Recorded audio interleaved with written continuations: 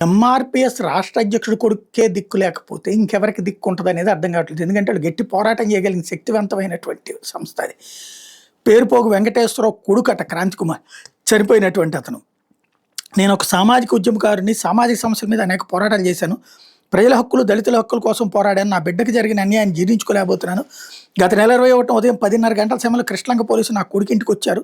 CI రమ్మంటున్నారు, police station రావాలని పిలిచారు. నా బిడ్డ భయపడి రానని చెప్పాడు.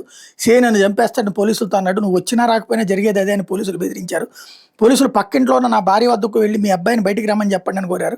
నా భార్య అక్కడికి వెళ్ళి కొడుకుని బయటికి రమ్మని చెప్పగా, వద్దమ్మా నేను బయటకు వస్తే చంపేస్తారని భయపడుతూ నా కొడుకు చెప్పాడు. తర్వాత పోలీసులు వెళ్ళిపోయారు. ఆ తర్వాత 11 గంటల సమయంలో నా కొడుకు గుళికల మందు తాగాడు. వెంటనే అక్కడ ఉన్న నా భార్య తలుపులు తీయాలని కోరగా తలుపులు తీశాడు. అప్పటికే అస్పాస్మారక స్థితిలోకి వెళ్ళాడు. ఆ వెంటనే హెల్ప్ హాస్పిటల్కి తరలించాం. అక్కడ ప్రాథమిక చికిత్స అనంతరం గవర్నమెంట్ హాస్పిటల్కి తీసుకెళ్ళాం.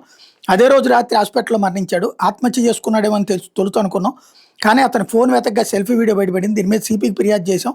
దీంతో సిపి వారం గడువు కావాలని కోరారు. ఆ తర్వాత పోలీసులు రాయబారానికి వచ్చారు. నేను నా కొడుకు మరణంపై ప్రైవేట్ కేసు వేయడానికి సిద్ధమయ్యా అంటూ వెంకటేశ్వరరావు చెప్పుకొచ్చారు. పోలీసుల మీద నమ్మకం కోల్పోయామని పేరుపోగు వెంకటేశ్వరరావు ఈ సందర్భంగా చెప్పుకొచ్చారు.